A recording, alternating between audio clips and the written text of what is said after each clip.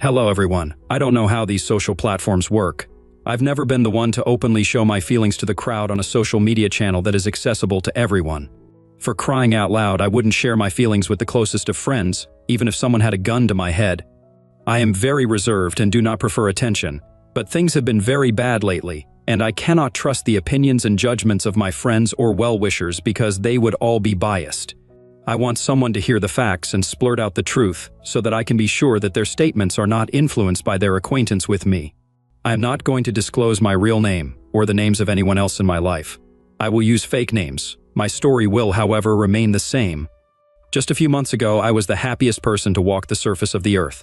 I woke up with a grin plastered on my face and slept with immense contentment. The level of satisfaction I had over my life was almost unrealistic.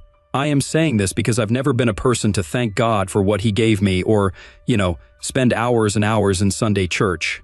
Believe me, God has bestowed upon me gifts that are otherwise considered privileges. I am filthy rich because of my businesswoman mother. I have a PhD, my job pays me very well, and I already own an apartment in New York City.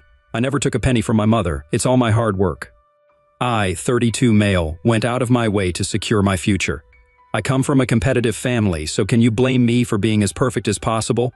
No siblings to irritate me, no overbearing parents, and relatives who never interfered in my life. My friend circle has some of the most accomplished citizens of my country. I had everything sorted, and then I met this gorgeous woman. I think the perfect name that would fit her is Karen. You'll know why soon. I met Karen at a conference where I delivered a speech related to the latest advancements in the field of biotechnology and healthcare. I won't bore you with the details of the conference, more so because I don't want the curious minds out there to track me down. Just kidding. Karen, 28 female now, is immensely knowledgeable and knows what she's talking about. She also comes from a very affluent family, and we clicked in an instant. I was 28 back then, and she was 24. We dated for more than 3 years. Almost 6 months ago, Karen came and told me that she was pregnant and expecting our baby. I was in a phase where nothing was working out for me. My research project was seeing way more hurdles than it should be, my mother was diagnosed with breast cancer, and my best friend was going through a very bad divorce. And I couldn't console or be there for her. I will tell you why shortly. Of course, I was overjoyed to know that Karen was expecting a child. What else can a man ask for but a token of his love delivered to his doorstep? Everything was great. I was spoiling Karen and treating her like a queen, which I thought she was. I was always present at home, even putting my professional commitments in the back seat. I still remember it was a Tuesday, and I was checking my emails in the morning. That is what I usually do. Wake up, sit with a cup of coffee, answer back to important emails, and trash the rest. There was this anonymous mail that caught my attention. The subject line had text in caps lock, the letters were in my face. It was evident that the person on the other end wanted me to see the email at any cost. So I opened it and found a few pictures. It would be an understatement to say that I was shocked. You wouldn't believe me, but I could feel my heart thumping in my throat, my body heated up, and my legs began to quiver. I thought I was going to faint. They were Karen's photographs with my father, my biological father. She was on his lap with her hands around my father's neck. His face was very close to hers, and his hands were beneath her skirt. Judging by the lighting and the furniture, the 2 wine glasses on the tea table before them, the image was clicked in a public pub or club. The next picture was more devastating. It was the both of them in the living room of my New York apartment, yes, the same one I mentioned earlier. We stayed there after she decided to move in with me. They were making out. This picture was blurred as if the photographer was in a hurry. There were many such photographs. A day before I got this email, I bought a ring for Karen to propose to her. If we are having a baby, there's no point in waiting anymore. At least that is what I thought. So just imagine how I felt after seeing that she was cheating on me with my father of all people. I tried to reply back to the email to ask who this anonymous person was. I didn't want to lose my happy bubble, so I immediately took to the comfort of wishful thinking. We are in the AI generation, so these images could have been easily created and not clicked. Also, who could have entered my apartment to click the photographs? So I let it go. In the same week, Karen stumbled upon the ring I bought for her and started screaming in happiness. I had that gut feeling, this urge to pull that ring away from her hands, but I resisted. If I made a mistake, if I questioned her loyalty, I might lose her forever. I kept quiet and let her celebrate. She called her family and mine to say that we were engaged. While she was speaking to my father, I paid keen attention to their conversation, more so than necessary. I found nothing remotely wrong with it. They always had a good rapport, and it was just the same. That's when I dismissed the photos as mere images. It could be someone who hated Karen and wanted her life ruined. I let it go. Now I want to go a year back in time to tell you about my best friend. This is very important to understand my present situation. Chloe, 31 Fahrenheits, has been my best friend since my college days. We were those people who never tried to jump from being friends to banging each other. Almost everyone in college ended up doing it, but not us. We were like siblings, being there for each other and supporting each other's dreams and aspirations. She was like my therapist, always had answers and guidance to my problems. She met her boyfriend right out of college, and he was a great guy. They got married shortly after and had a daughter. I always stayed in touch with them, irrespective of where I was on the globe. When Karen came into my life, I immediately introduced her to Chloe. I wanted Chloe to approve of Karen. I know there is no need for that, but some part of me wanted Chloe to look at my girlfriend and say that I made the right choice. Chloe and Karen were great with each other. We went out together multiple times, and they never showed any animosity towards each other until one day Karen suddenly said that she disapproved of my friendship with Chloe. I asked her why, and she justified her decision by saying, "Chloe wants to get into your pants, it's very obvious. Can't you see?" Not once in our decades worth of friendship did I feel that Chloe wanted to be anything more than friends. I explained the same thing to Karen, but she wouldn't listen. This is when that one-year honeymoon period of our relationship ended. We used to fight almost every day because of her assumption of Chloe's intentions. This was also around the time when Chloe and her husband were filing for divorce. They had many differences, and her husband started doing drugs and flipping through girls like they were pages of a novel. It is only natural that Chloe wanted to stay away from such a man and also keep her daughter away from his influence. She used to call me and tell me how the divorce proceedings were happening, share her problems with me, but Karen used to frown upon it. She used to say that since Chloe's old husband is out of the picture, she wants me to fill the void. It made no sense. If I pointed that out, she'd scream, cry, and start saying that I'd one day leave her for Chloe. I understand that friendships are valuable, but we were not those young people from college anymore. We had to get our priorities right. If I have to choose someone, it must be my life partner. I would be spending the rest of my life with Karen. So it was only right that I respect her insecurities and acknowledge her concerns. If she didn't want Chloe in my life, I wouldn't engage with her like I used to. Of course, I didn't want to block Chloe completely. It's not fair. I told the same thing to Karen, and she agreed reluctantly. Just as I had promised to Karen, I spoke to Chloe occasionally. I made up reasons to not meet her. Even if she called, I'd spend more time on the phone or video call with her daughter and not her. The sudden change in the dynamics is very obvious. You step into Chloe's shoes and think for an instant, if you were her, wouldn't you be baffled to see your best friend drift away when nothing went wrong? Chloe was in a bad headspace, and I only made it worse with my stupid behavior. One night she suddenly showed up at my doorstep, fuming with anger. Chloe is a very stubborn woman, I must admit. If she wants to do something, she will do it irrespective of the circumstances. So it was raining heavily that night in NYC, and she still showed up at my apartment, dripping wet in that flimsy raincoat of hers. For heaven's sake, the woman did not bother to fetch better rain protection to get to my place, so you can comprehend that she was pretty furious. She started yelling at me for avoiding her calls and making her feel so alone and left out. She broke down. On one side, her husband started seeking comfort in other women, making her question her worth, and there I was completely alienating her without giving a reason. She downright asked me if she was a terrible person because everyone important to her was suddenly walking out without turning back. I've hardly seen Chloe cry. She is a freaking strong woman. Just give it a thought, how much stress that woman must have endured to break down like that, especially in front of a man who clearly ghosted her for months. I was instantly guilty. How did I end up being so selfish? She was always there for me through breakups, professional debacles, financial issues, and whatnot. There were days I crashed on her couch because I had nowhere else to go, and my ego was too big to ask my sweet mother for some money. I pulled her into a hug and she sobbed into my shirt. Karen walked in on us, pulled Chloe away, and slapped her. I am not mincing my words. At that moment, I was so furious I would have hurt Karen so badly if not for Chloe. I was angry that she assaulted my friend like that, but Chloe kept her cool. She calmed me down.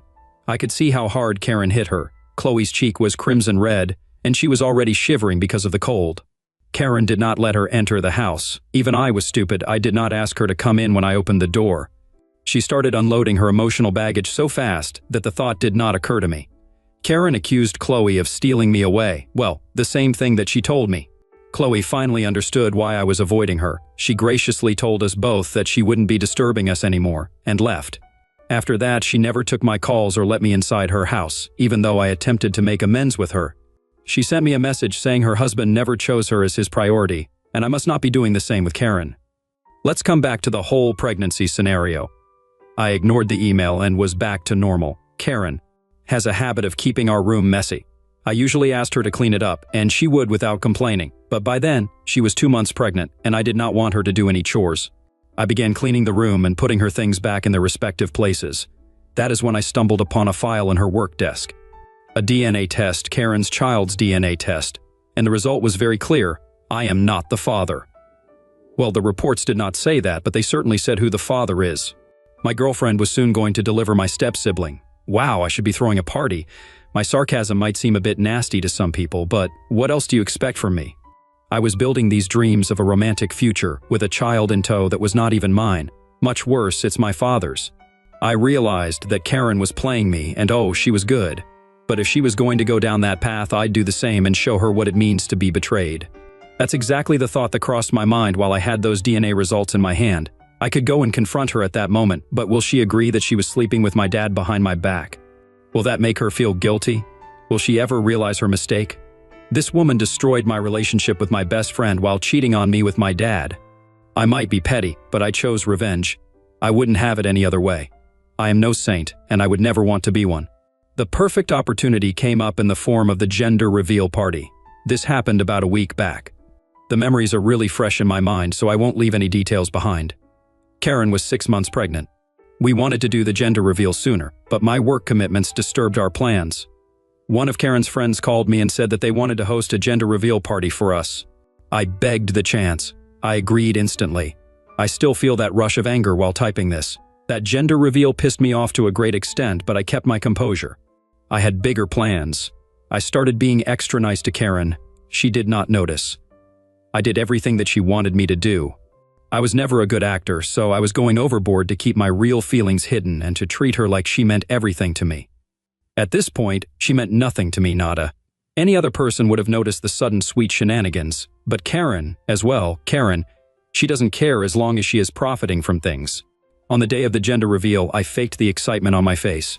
I also went ahead and invited Chloe and her daughter to the party. I knew she wouldn't come, so I emotionally blackmailed her. I sent her many messages that I would be needing her on the day. It's of paramount importance, and she shouldn't ditch me for anything. I also went ahead and said that I'd never ask her any other favor in my life. I'm glad she fell for it and showed up. Karen's friends made a video montage for us. I asked them to show it to me before they played it in front of the guests so that I could help them remove any parts that might upset Karen. I emphasized by saying that her hormones were making her very jumpy these days, and I didn't want her sad on a special day. You know what makes me laugh? All her friends are men, and she had a problem with my female friend, right? I took the video, gave it a nice edit, and returned it.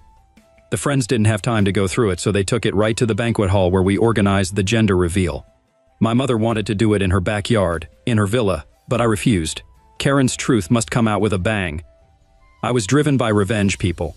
You have no idea how furious I was. It was way worse because I was bottling up my emotions. The event started and we posed with the lovey-dovey faces. Karen gave a very lengthy speech about how I was the perfect boyfriend and would prove to be the ideal husband and dad.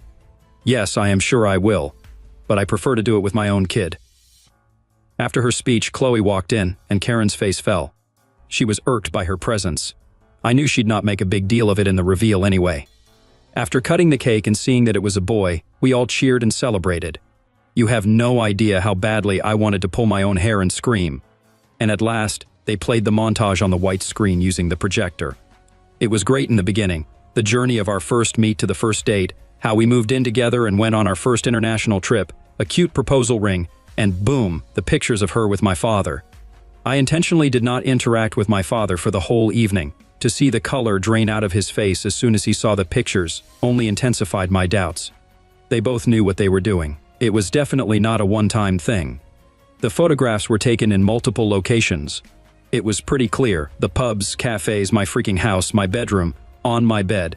I want you to tell me, how could I still hold on to my sanity, seeing my father having intercourse with my fiancée in my bedroom? A place where I slept with her every day. How did my father betray me? There were loud gasps, a few disgusted sounds, and a lot of angry stares. Karen did not expect it. She immediately turned to me and said that the photographs were fake, probably morphed or generated, just like I had initially thought. But my father did not join her.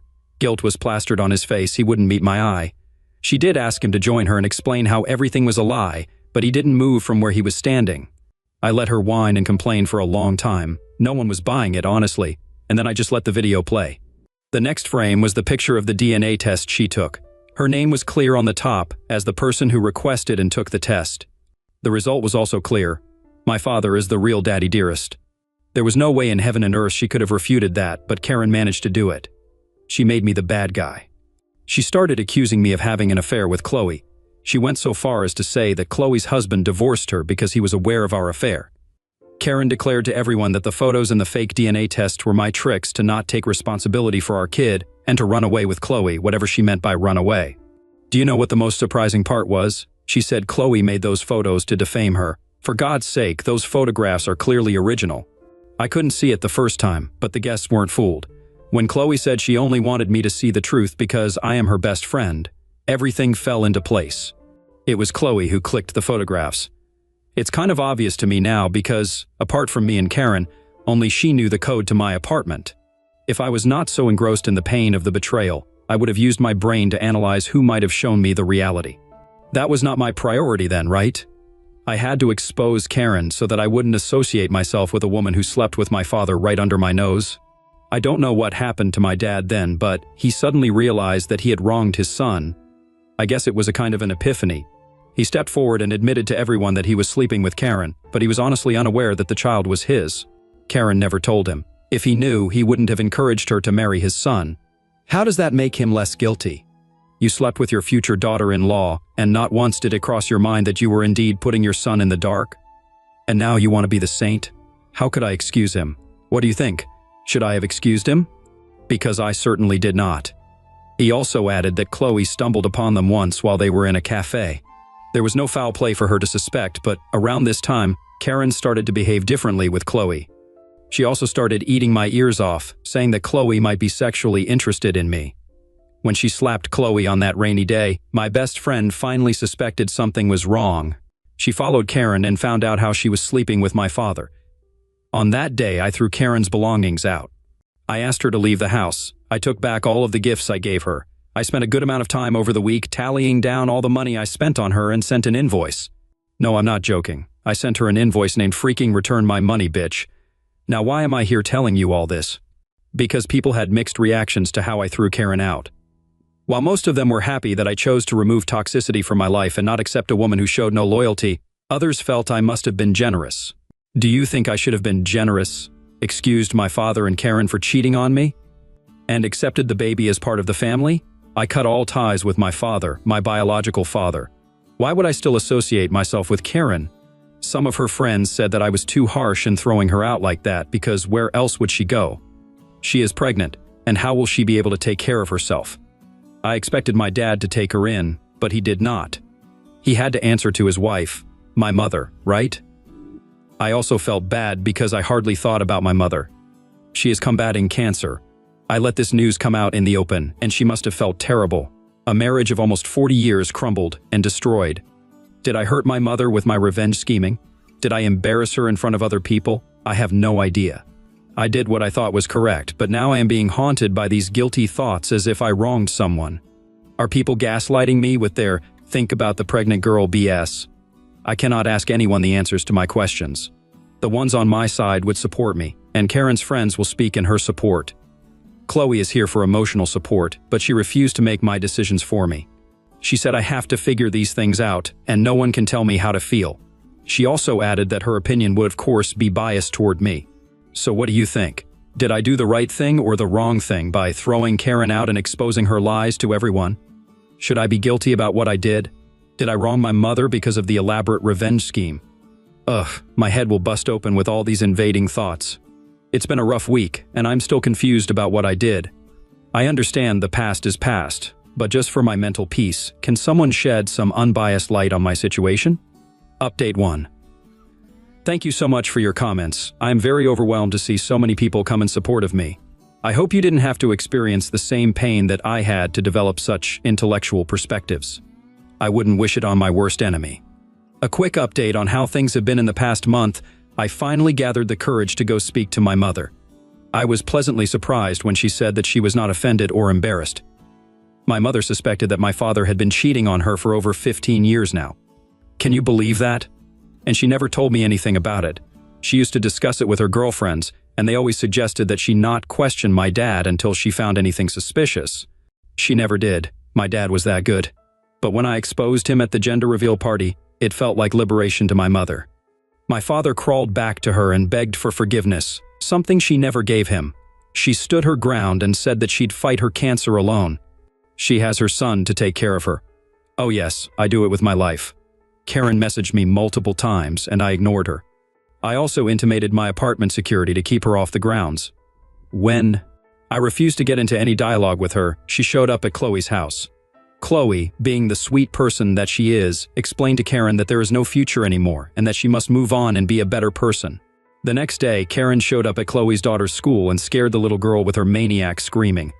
She blamed Chloe and me for ruining her life and cursed at the little girl. Yes, a little girl. She kept saying that nothing good could ever come to Chloe's daughter because her mother interfered with someone else's happiness.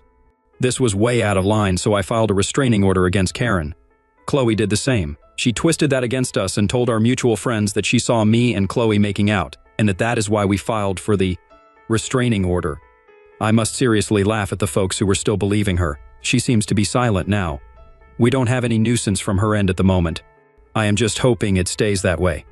Update 2.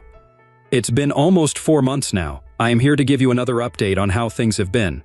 It feels like I'm living a soap opera. Karen is persistent, I must give her that. Even after the restraining order, she sent me multiple emails apologizing and asking for a second chance. She said she'd give the baby up for adoption and we could start fresh. Simple. It was that easy for her to say it. Simple. That's the exact word she used. Guess what, Karen? It is not that simple. You can't just have babies, give them up for adoption, and pray that the families they go into would give them love and affection. I don't think Karen even worried about that part. She just wanted to come back to bask in the luxury of being my girlfriend. Well, I ignored her. I think this desperation stems from the fact that she had no one left in her life that she could call her own. Karen's parents disowned her. It has nothing to do with the cheating scandal, though. Her parents were very supportive when the news broke, even suggesting that she marry the father instead of the son. Well, the father's more money, so that would benefit their family. So much for being affluent. Well, they disowned her because of some property disputes she had with her elder brother. They took his side and not hers. I didn't bother to inquire about the specifics because it is irrelevant to me. I think that did affect her immensely. Let's skip to the important part. She delivered a baby girl, and as she had said, she did give her up for adoption. We did the next best thing. We requested our acquaintances to adopt her. They'd been trying to adopt for a while but did not feel a connection with any child. We asked them to meet the baby girl once and decide for themselves. Oh, they loved her. I never prayed to God, never thanked him for anything, but that day I kneeled in front of the Lord. I thanked him for giving my stepsister a family. It's not her fault, is it? Why should she suffer for the decisions that her parents made? How could I ever hate her? She will grow up to be a great human being. She deserves that chance. I would never be harsh on her. My mother is doing well too. She is responding positively to the cancer treatment and the radiation therapy. I've been taking care of her and she moved in with me. It's like childhood again. I'm always excited to come back home to my mother. Karen seems to have moved on. She found someone else. Her friends claim that they're going strong and that Karen learned from her mistakes. Good for her then. I have no energy to wish her sadness or something worse. She could live a life of her choice as long as it is away from me. Update 3. It's been 2 years. Wow, how time flies. So, Mom is cancer-free. Hooray! I am dating a very sweet Filipino girl. Never heard back from Karen, thankfully. I forgot to mention in my last update that my baby sister has a name. She is called Daisy. I am not revealing her surname for obvious reasons. Some also pointed out why I refer to her as my baby sister. Because she is. I don't plan on telling her our familial dynamics anytime soon. She thinks I'm her uncle. I'll let it stay this way until she is mentally ready to accept the truth. It will take some time. Coming to my girlfriend, I am not rushing things with her. It's not because I don't trust her, but I want to give us some time and see if we are compatible. There are cultural differences, and she is 26 years old, almost 6 years younger than me. She was the one to pursue me, so I was very hesitant to say yes. I also had this thought that young girls will eventually cheat. Chloe smacked that thought out of me.